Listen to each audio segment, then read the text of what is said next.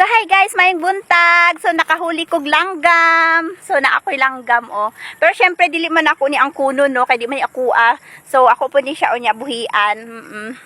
So kailangan mo lang siya. Ayan oh, ang sweet na akong langgam na nakuha. Ay. Langgam ba ni siya? Kalapati di ay ni siya. So kuan ni siya, kalapati ni siya diri sa farm. So kuan, gipahulam lang ni sa ako adi ay. Oo. Pwede man nimo siya hulamon, kadyot lang, hawiran lang nimo siya. And then apoy puti ganiha pero nagkuan na siya, naglupad na. So yan. Magpasyal sa sa akong langgam. Yan. Kasweet sa akong langgam. Wait lang ha. Wait lang, maglalambing muna tayo do ha.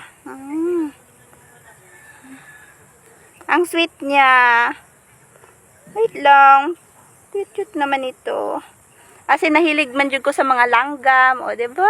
Ka-sweet niya. Ang sweet naman niya. Gusto niya nilalambing siya. Ay. Oh, grabe oh. Buyaan na ako din siya on niya. Taod-taod. So, kung ang tag-iya ini katong caretaker dire. Imuha ni kuya? Ayan, ayan o, yun si kuya.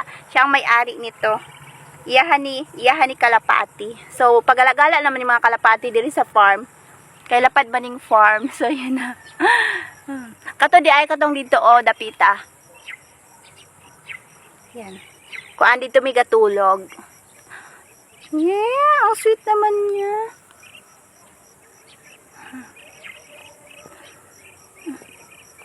Unya taod-taod buhian na nako ni akong kalapati. Giang ko na ang kalapati, di ba ni ako? Yan. Di ba? Oh.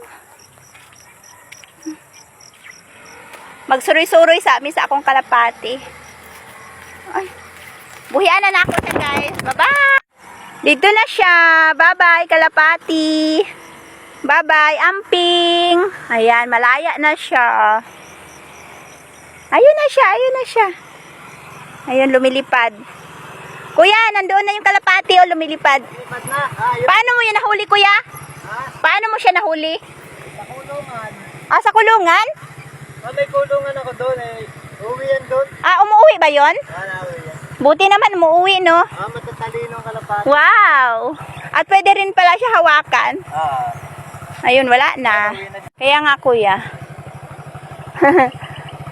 Matatalino eh. Kahit saan mo dalhin, pag nakagpatuloy dito. Masarap magbuhay ng kalapati.